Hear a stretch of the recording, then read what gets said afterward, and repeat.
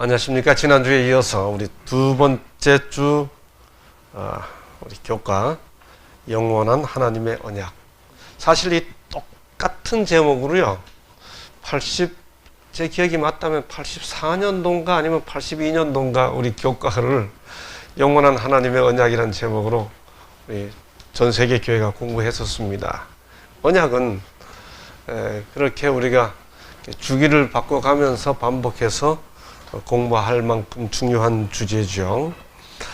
자, 오늘은 그 두 번째 시간으로 제2과 언약 입문. 언약에 대해서 말 그대로 이제 입문하는 겁니다. 우리가 지난주에 어떤 주제를 공부했죠? 무슨 일이 있었나? 공부했습니다. 그 무슨 일이 있었나? 라는 주제로 우리가 언약 전체를 공부하기 위해 반드시 다루어야 할, 한 번쯤은 짚고 들어가야 할 두 가지 중요한 주제가 있었다고 우리가 지난주에 공부했죠. 그게 뭐와 뭐죠? 창조와 타락, 범죄. 무슨 일이 있었나? 하나님이 세상을 창조했다. 무슨 일이 있었나? 하나님이 사람을 창조했다. 어떻게 해요? 하나님의 형상으로, 그렇죠? 네. 어떤 일이 있었나? 하나님이 사람에게 생육하고 번성하여 충만하라, 땅을 정복하라, 다스리라, 5가지 명령, 문화 명령 주셨죠. 또 어떤 일이 있었나? 인간이 유혹을 받아 타락하고 범죄하고. 그런데 중요한 거는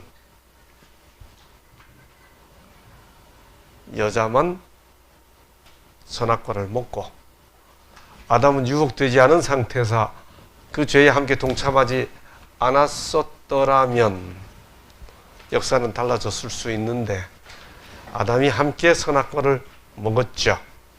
그 사실을 성경은 뭐라고 표현했었죠? 호세아 6장 7절에 아담이 언약을 어기고. 지난주에 거기까지 공부했습니다.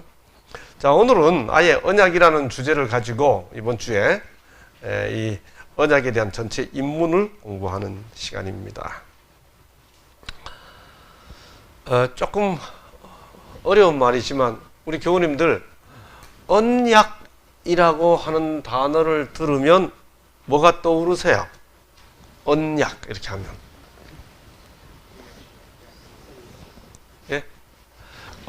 우리 이게 한자어인데 언약이란 단어를 들으면 제일 비슷한 느낌이 비슷한 다른 말이 뭐가 떠오르세요? 약속. 예. 네? 계약. 예, 계약도요. 계약하고 언약하고 뭐가 좀 다른 것 같습니까? 부동산 언약이라고 그래요? 부동산 계약이라고 그래요? 우리 한국 어감이에요. 계약은 똑같은 개념인데요. 계약은 사람과 사람 사이에 할 때. 근데 성경 용어로 언약이라는 용어를 쓰면 이거는 신과 하나님과 인간이 뭔가 약속을 할 때 언약이라는 용어를 쓰죠. 기왕에 나왔으니까 또 하나 질문. 구약의 약속이라는 단어가 나올까요? 안 나올까요?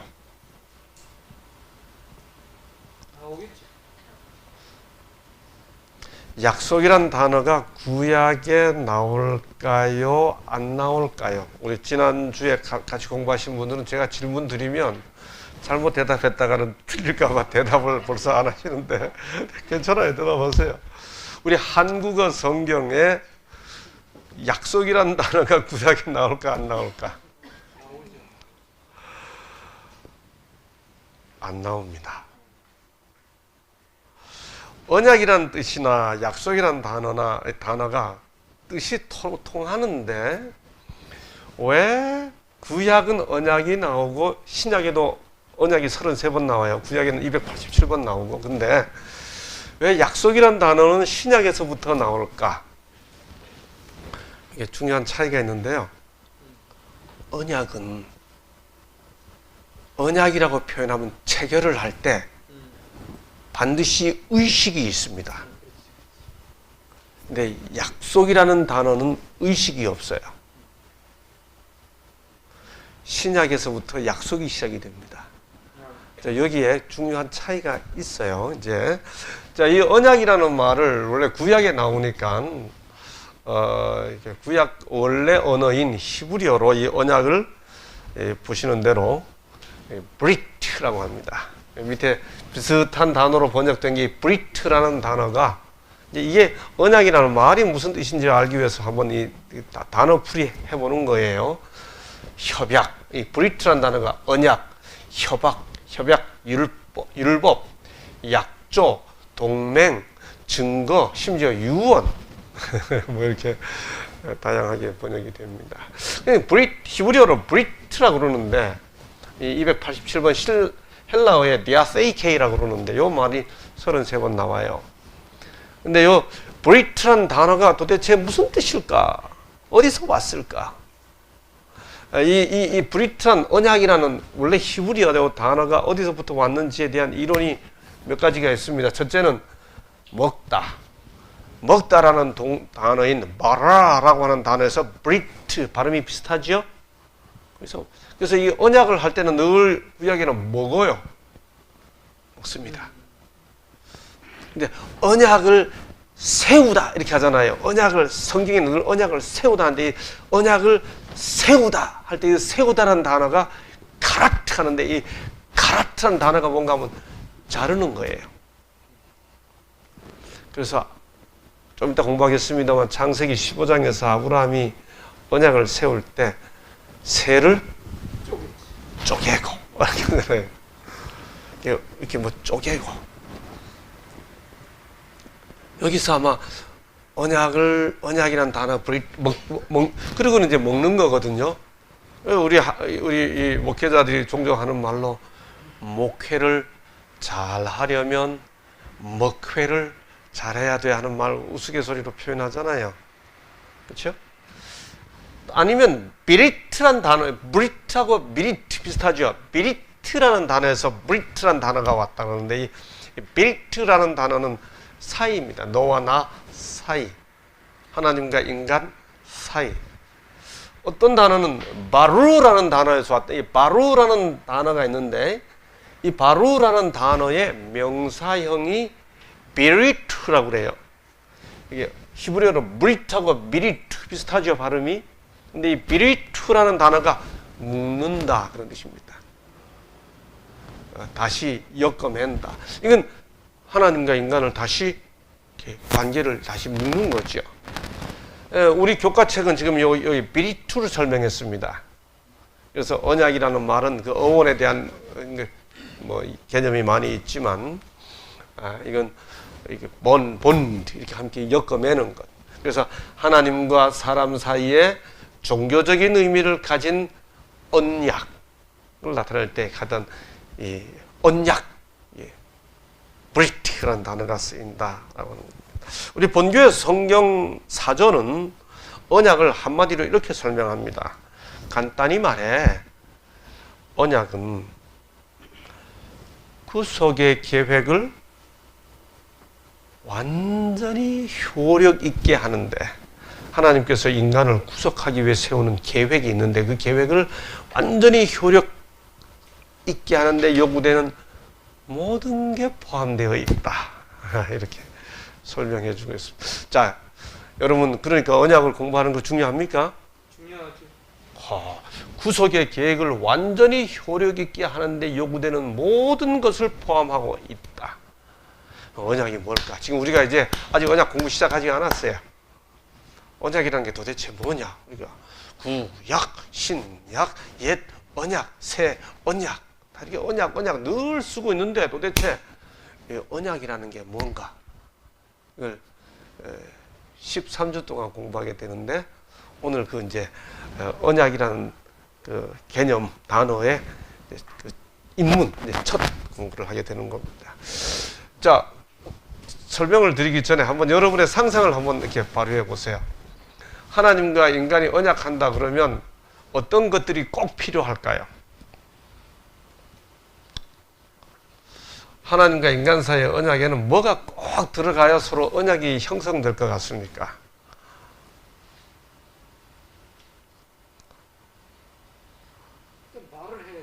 말을 해야 한다. 예. 또요. 말 좀 하세요. 또요. 네? 문서로 남겨야 된다. 문서로 남겨야 된다. 네. 또요. 믿음. 신뢰. 예. 또요. 우리 교과책은 하나님과 인간 사이에 언약이 형성되는데 가장 필요한 요소 3가지를 일단 이야기합니다.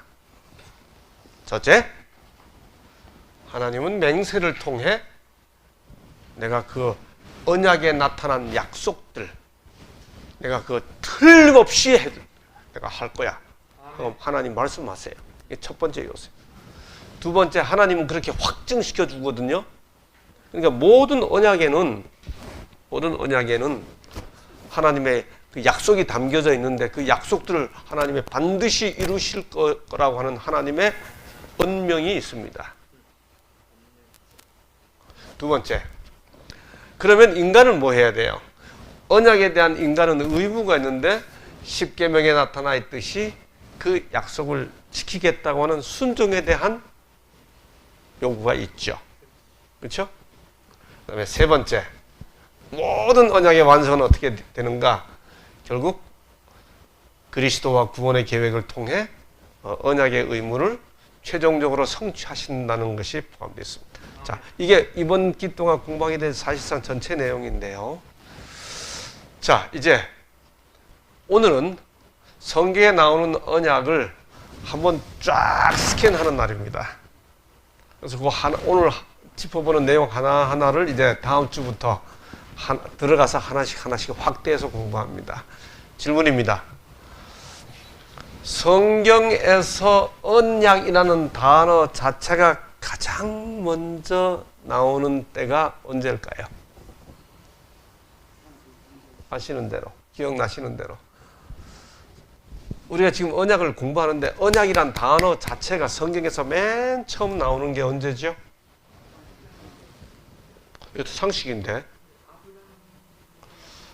집사님, 아브라함도 나와요. 근데 아브라함 때보다 먼저 나오는 게 있어요. 창세기 3장 15절에는 언약의 내용이 담겨 있지만 언약이라는 단어는 안 나와요. 내가 너로 여자와 원수가 되게 하고 이렇게 나오지 언약이라는 단어는 안 나와요. 성경에서 언약이라는 단어가 가장 먼저 단어 그 말 자체가 나오는 순간. 이거 쉬운데? 예? 집사님은 좀 크게 말씀해 보세요. 노아와 무슨 약속하실 때?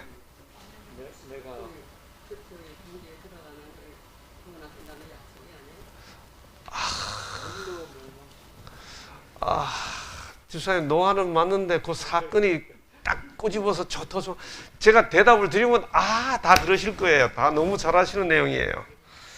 언약이라는 단어가 성경에서 맨 처음 나오는 순간. 장로님, 좀 더 크게 말씀하세요. 무지개. 다 함께 창세기 6장 18절을 봅니다. 자, 창세기 6장 18절. 다 함께 찾아서 본문 제가 제공해 드렸지만 함께 보시면서 읽으시죠.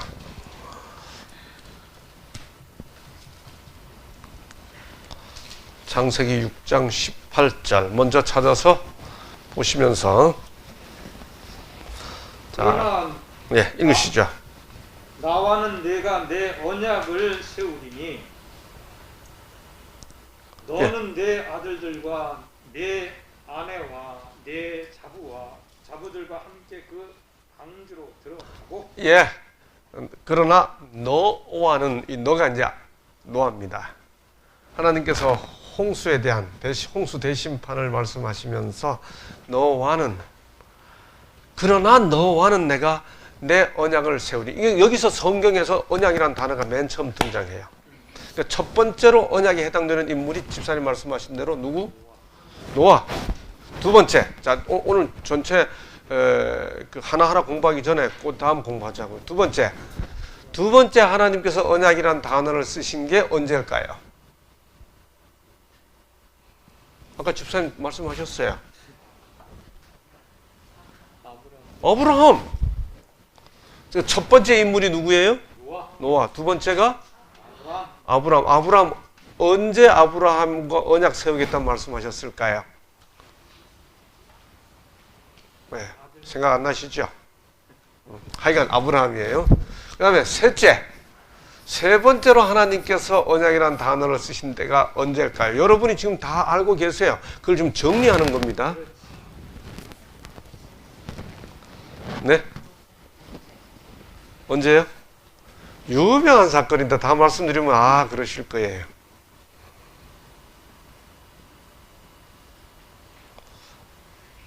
구약에서 가장 중요한 사건이 있다면 떠오르는 게 뭐가 있어요? 이제 홍수 얘기는 이미 했고. 예. 구약의 두 사건은 뭐라 그러나요? 출애굽이에요. 그러니까 첫 번째 지금 노아 때 언약이라는 단어가 나왔고 사용되고, 두 번째 뭐요? 아브라함이고, 세 번째가 출애굽. 출애굽의 주인공은 누군가요? 자, 그러니까 기억하세요. 노아, 그 다음에 아브라함, 세 번째 모세. 출애굽이에요. 그럼 출애굽 다음으로 구약에서 중요한 사건이 뭐죠? 하나님이 이스라엘 백성들을 애굽에서 건져내줄게 하는 것처럼 하나님께서 내가 내 백성을 반드시 어디에서 돌아오게 해줄게 하고 막 하시는 약속. 네? 바벨론.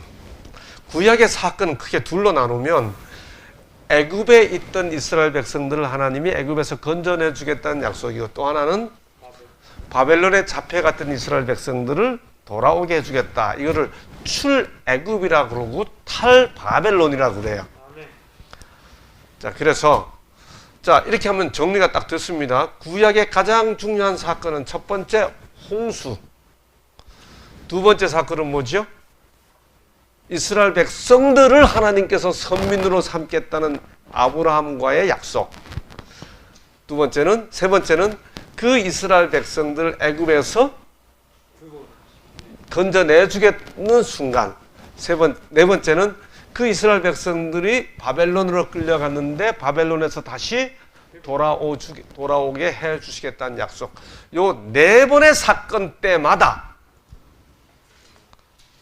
하나님께서 무슨 단어를 쓰시는가 하면 언약이란 단어를 쓰십니다. 그러니까 구약에 나오는 언약이라는 단어를 다 살펴보려면 요 네 사건. 첫 번째가 뭐라고요? 홍수. 두 번째가 아브라함과 함께 이스라엘 백성들을 하나님 백성 삼기로 하는 거. 세 번째 출애굽. 네 번째가 탈바벨론. 요렇게 네 가지, 요 네 사건을 기억하시면 됩니다. 자, 그래서 그 네 사건의 흐름 속에서 첫 번째 노아를 생각해 보죠. 이거 다 잘 아는 내용들이에요. 오늘은 언약 입문이에요. 전체를 살펴보는 겁니다. 하나님이 이스라엘 백성들을 반드시 구원하여 당신의 사역, 구원 역사를 이루겠다는 사건의 그 중요 포인트 네 가지를 지금 짚어보는 겁니다. 첫 번째가 노아 언약이에요. 그 언약의 내용은 에덴 동산에서부터 있었지만은 언약이란 단어를 사용하는 게 처음이에요. 그래서 여기 창세기 6장 18절에 하나님께서 내가 너하고 언약을 세우는데, 홍수라는 사건을 이야기하면서 내가 너하고는 언약을 세우는데 너희 가족은 방주로 들어가. 이게 이제 성경에서 언약이라는 단어가 처음으로 등장하는 거죠. 세상을 물로 멸망시키겠다는 기별을 주신 다음에 처음으로 노아에게 언약 세우겠다고 하는 것을 말씀하시는데 왜 이때 언약을 세운다는 말씀을 하시냐고요. 세상을 멸망하는 심판을 보내면서 너하고는 언약을 세우겠다 이 말을 왜 하시는 거예요? 예? 보존하시기 위해서. 맞아요, 장로님. 세상에 홍수를 보내 세상을 멸망하는데 너와는 언약 세우겠다는 말은 역설적으로 세상을 버리지 않겠다는 뜻이에요. 이해되시나요? 세상을 심판하시겠다고 홍수를 내리는데 너하고는 언약을 세우겠다 이 말은 그런데 사실 세상을 버리는 게 아니야 그 뜻입니다. 너를 통해 세상을 구원하겠다는 뜻인 거죠. 그러니까 언약의 의미 속에는 하나님께서 세상을 버리시는 것이 아니고 오히려 세상을 통해 그들을 통해 당신이 창조하신 무슨 일이 생겼나? 창조했는데 무슨 일이 생겼나? 범죄했잖아요. 그 세상을 지키시겠다는 하나님의 의지가 언약 속에 담긴 첫 번째 그 단어가 사용될 때 의미가 있는 거죠. 다시 말해 노아와 그의 가족들 모두를 지켜주시겠다고 약속했죠. 자, 여러분 노아는 그러면 하나님 말씀 듣고 난 다음에 노아가 해야 할 일은 뭐였어요? 노아는 그럼 하나님께서 내가 너를 지켜줄게 하면 그러면 노아는 뭘 해야 돼요? 말씀 따라야지. 그 당시 구체적으로 하면 방주를 만들어야 되는 거죠. 방주를 짓고 제가 교회 처음 나와서 고등학교 때 교회 처음 나와서 고등학생으로서 교회에서 그때 성경학교 교사를 하면서 배웠던 노래 지금도 제가 기억합니다. 노아 할아버지 배를 짓는다. 노아 할아버지 배를 짓는다. 높은 산 꼭대기에다 배를 짓는다. 앞집에 김서방, 뒷집에 박서방 모두 반대하여도 높은 산 꼭대기에다 배를 짓는다. 제가 지금 설명하다 보니까 갑자기 그 생각이 났습니다. 그때는 그 성경학교 노래도 참 재밌었어요. 그렇죠? 요즘 성경학교 노래 좀 따라하기 힘들어. 우리 세대는.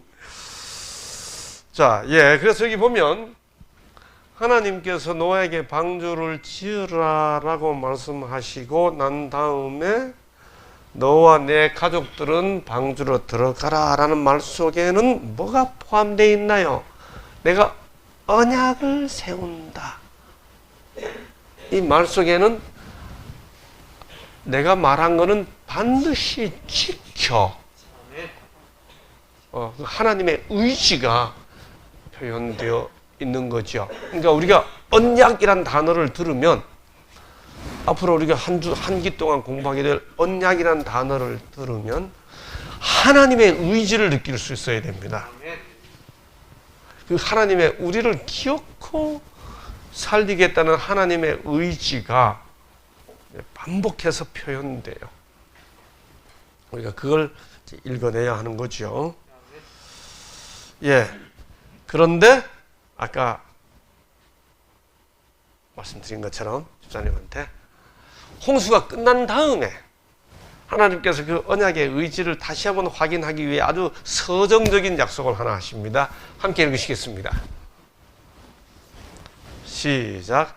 내가 나와 너희와 및 혈기 있는 모든 생물 사이에 내 언약을 기억하리니 다시는 물이 모든 혈기 있는 자를 멸하는 홍수가 되지 아니할지라. 그 다음 무지개가 구름 사이에 있으리니 내가 보고 나 하나님과 땅에 무릇 혈기 있는 모든 생물 사이에 된 영원한 언약을 기억하리라. 여러분, 이 말은 하나님께서 당신이 하신 약속을 언약을 잊어버리기 수도 있기 때문에 하나님이 언약을 잊어버리면 무지개를 보고 내가 다시 언약을 생각할 거야 라고 하는 이유로 무지개를 언급하신 걸까요?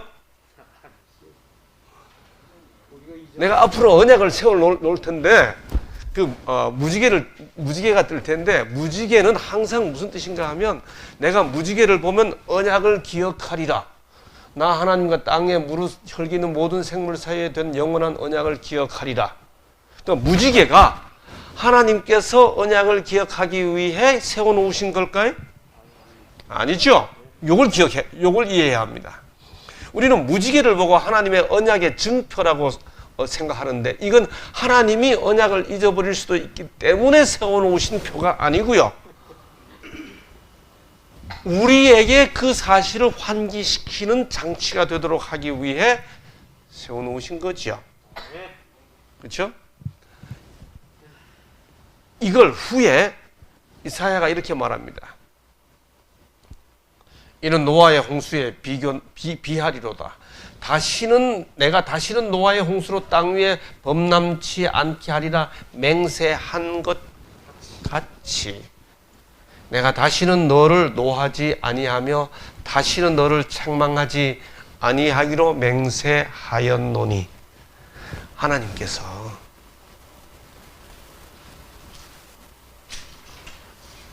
자기 백성을 반드시 구원할 거라고 하는 약속을 이사야 선지자로부터 하면서 그 약속을 홍수 무지개 약속에다 비교했어요. 그러니까 여러분, 우리의 구원을 어디다가 근거하고 있냐고요. 우리의 구원의 확신을. 누군가 여러분에게 당신 구원 받았어 이렇게 물으면 뭐라고 대답하실 거예요? 뭘 가지고 그렇게 확실하게 대답해요? 당신 구원 받았어요. 이렇게 하면 이렇게 하면서 집사님 구원 받았어요. 예수님이 계십니다. 참 제대로 대답하셨어요. 여러분, 거기다 누가 당신 구원 받았어요. 구원 확실합니까, 집사님? 이렇게 하면 쳐다보고 그래 구원 받았다 이렇게 하려면 교만한 것 같고, 아니라 그러면 이상한 거. 여러분, 거기다 대고 당신 길거리 가다 보면 사람들 중에 그렇게 하는 사람들 있죠. 구원 받았습니까? 이렇게. 여러분, 그런 질문 나올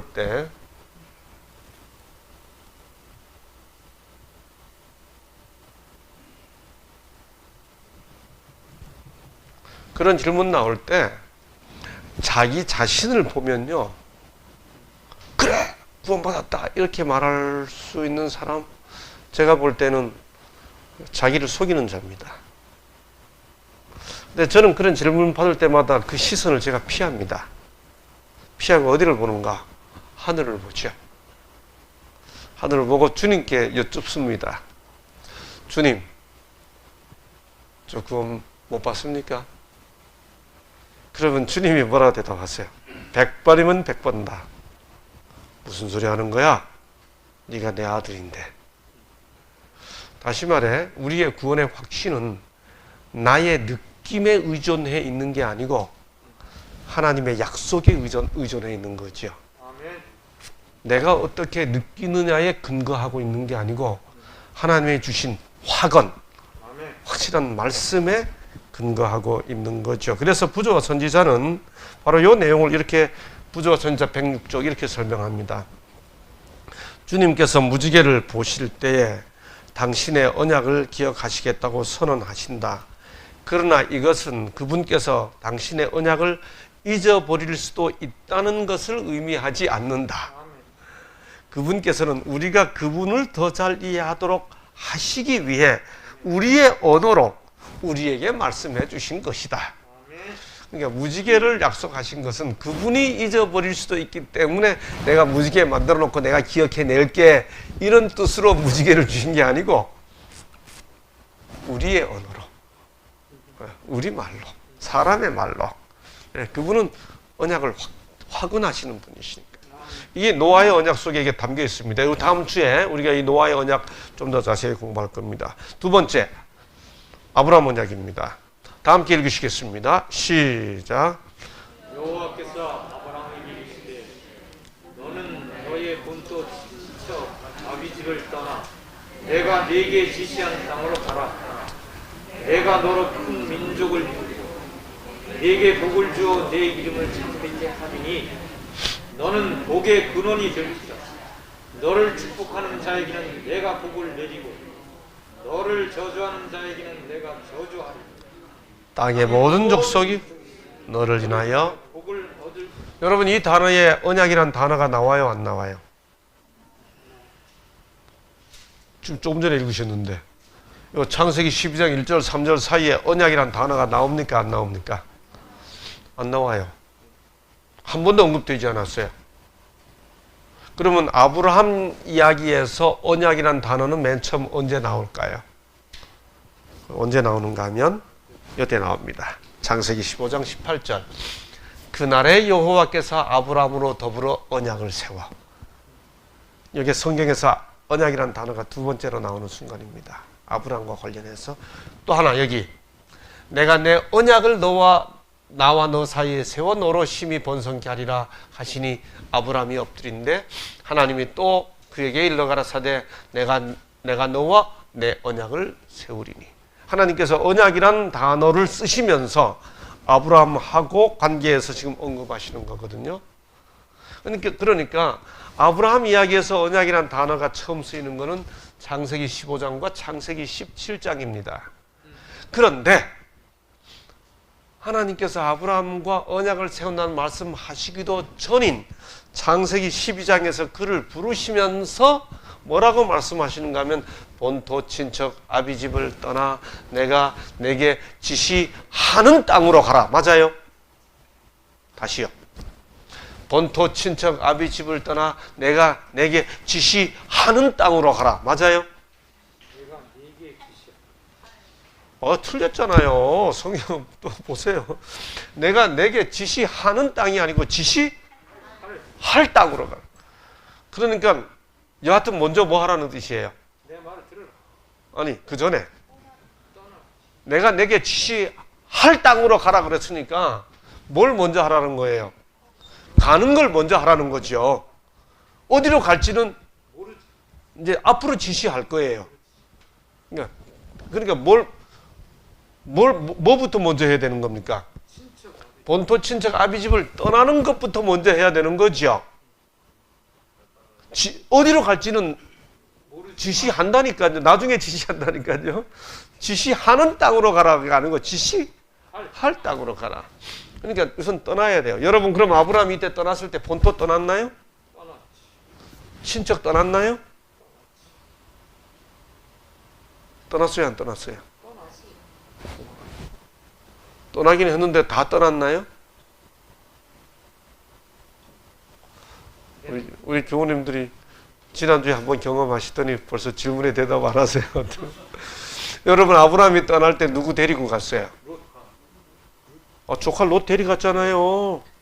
친척 다 떠나지 않고 자기보다 먼저 떠난 형 하란의 아들 조카 롯 데리고 떠났잖아요. 데리고 갔다가 롯 때문에 얼마나 마음고생했습니까?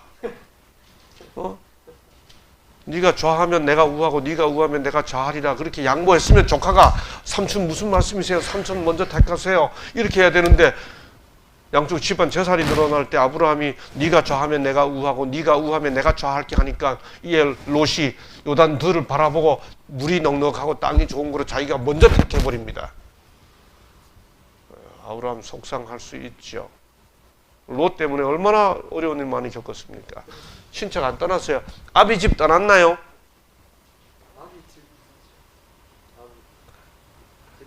아비 집 떠났나요? 여러분, 창세기 11장 뒷부분 읽어보세요. 아브라함이 갈대아 우르를 떠날 때 아버지 모시고 갔을까요? 아버지 두고 갔을까요?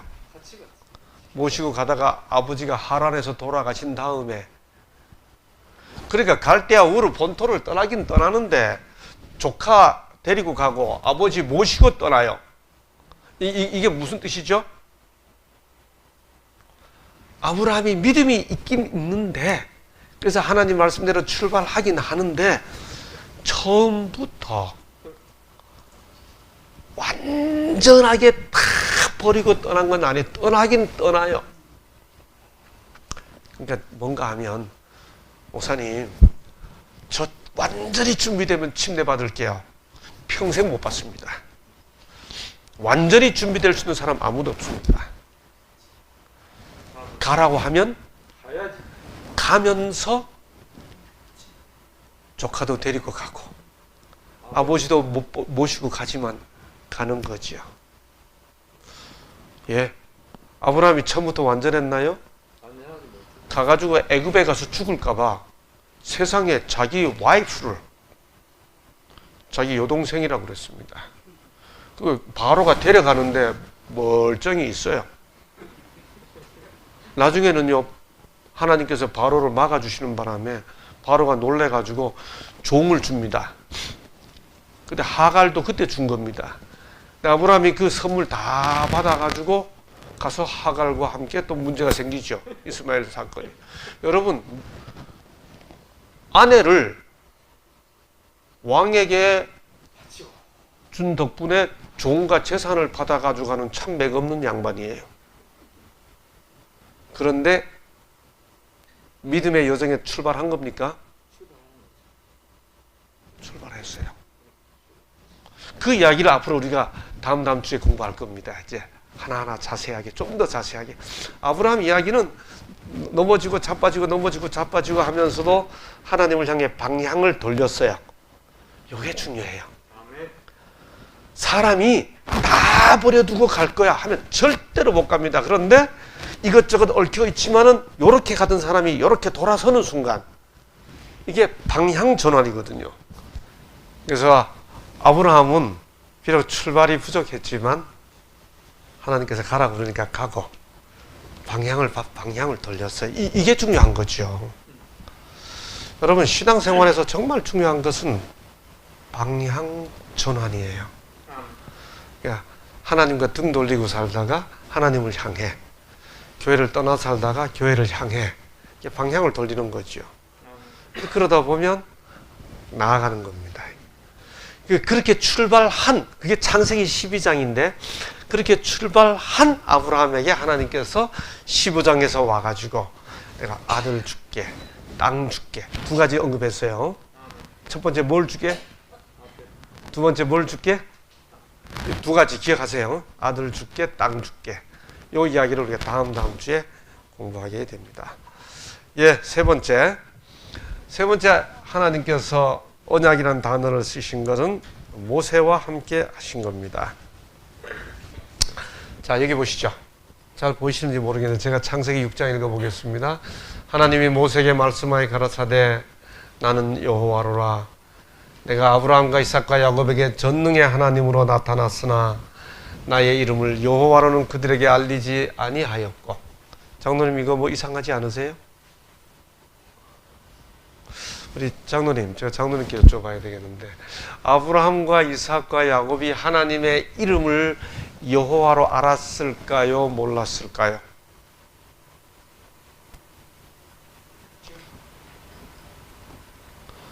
아브라함이 하나님을 여호와라고 불렀습니까? 안 불렀습니까? 창세기 12장 5절부터 보면 아브라함이 제단을 가는 곳마다 제단을 쌓고 여호와의 이름을 불렀더라 그랬습니다. 이삭이 하나님의 이름을 여호와로 불렀나요? 불렀어요. 창세기 보면.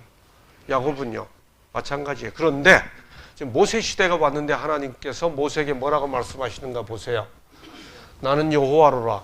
그 다음, 내가 아브라함과 이삭과 야곱에게 전능의 하나님으로 나타났으나 나의 이름을 여호와로는 그들에게 알리지 아니하였고. 여러분, 창세기를 보면 아브라함도 하나님을 여호와로 부르고 이삭도 하나님을 여호와로 부르고 야곱도 하나님을 여호와로 불러요.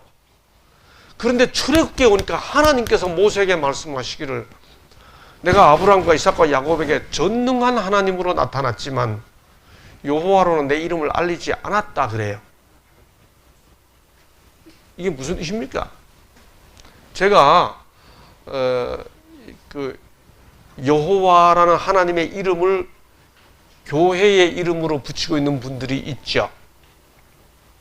예, 그분들하고 만날 때 제가 그분들에게 종종 묻는 질문이에요.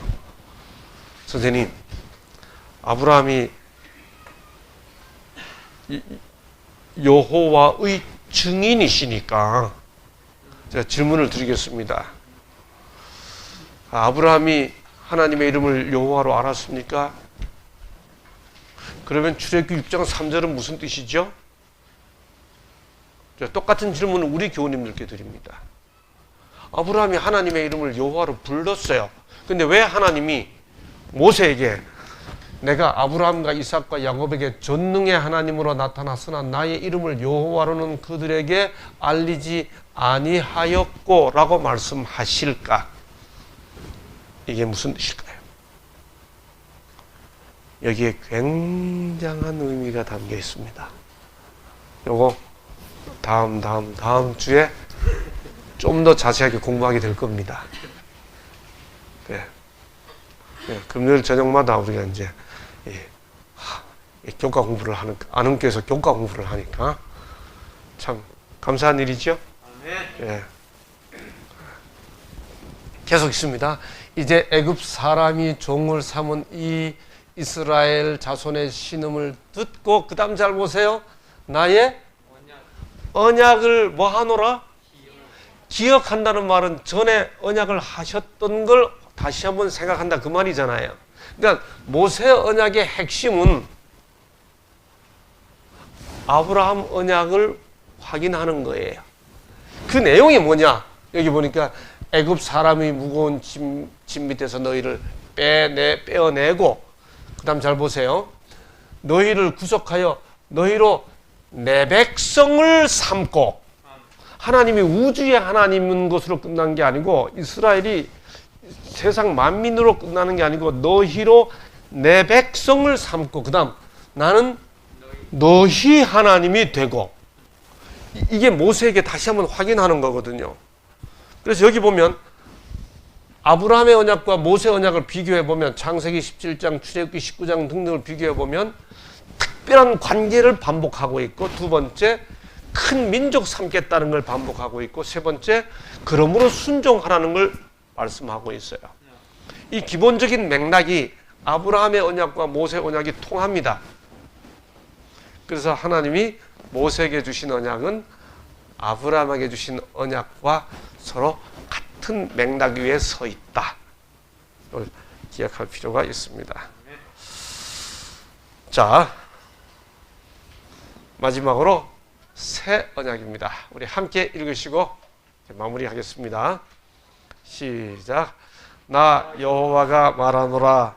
보라, 날이 이르리니 내가 이스라엘 집과 유다 집에 그 다음 새 언약을 세우리라. 제가 그 다음 읽습니다. 나 여호와가 말하노라. 이 언약은 내가 그들의 열조의 손을 잡고 애굽 땅에서 인도하여 내던 날에 세운 것과 같지 아니할 것은 내가 그들의 남편이 되었어도 그들이 내 언약을 파하였음이니라. 그 다음 나 여호와가 말하노라. 그러나 그날 후에 내가 이스라엘과 세울 언약은 이러하니 곧 내가 나의 법을 그들의 속에 두며 그 마음에 기록하여, 이게 바벨론에서 다시 돌아오게 하겠다는 약속입니다. 그래서 새 언약의 핵심은 뭔가 하면 이스라엘 백성들이 애굽에서 나올 때 약속했는데 걔네들이 약속을 어겼어. 그래서 하나님께서 내가 다시 언약을 세울 텐데 이번에는 언약을 돌에다 새기는 게 아니고 그 마음에다 새길 거야. 이게 바벨론에서 돌아오게 할 때에 대한 약속입니다. 여기 쭉 보시면 바벨론 폴에서 귀환하게 될 것을 하시면서 주시는 약속이에요. 오늘 공부 정리합니다. 첫째, 성경에서 언약이란 단어가 언급된 첫 번째 경우는 언제? 홍수에서 구원해 줄 거야. 두 번째는 이스라엘 백성들을 내 백성 삼을 거야. 세 번째는 애굽에서 건져내어 이스라엘을 내 백성 삼을 거야. 네 번째는 그랬는데도 얘네들이 언약을 파했으니까 내가 이제는 아예 마음에 새겨서 바벨론에서 돌아오게 할 거야. 자, 그럼 정리합니다. 홍수 때 언약과 아브라함 때 한 언약과 출애굽 때 한 언약과 바벨론에서 돌아오게 할 때 하신 이 모든 언약이 다 묶어져서 모든 언약의 내용이 온전히 성취되는 또 하나의 사건이 있는데 그 사건이 뭘까요? 다시 말해 홍수에서 구원해 준다는 약속, 이스라엘을 내 백성 삼겠다는 약속, 애굽에서 건져내 주겠다는 약속, 바벨론에서 돌아오겠다고 하는 약속, 이 모든 약속이 다 묶여져서 하나로 성취되는 또 하나의 중요한 사건, 바벨론에서 돌아오는 것만큼, 애굽에서 나오는 것만큼, 이스라엘을 선민 삼는 것만큼, 홍수에서 구원해 주는 것만큼 중요한 사건. 그 다음 사건이 뭘까요? 다음 주에 계속 할 겁니다. 기도하고 마치겠습니다.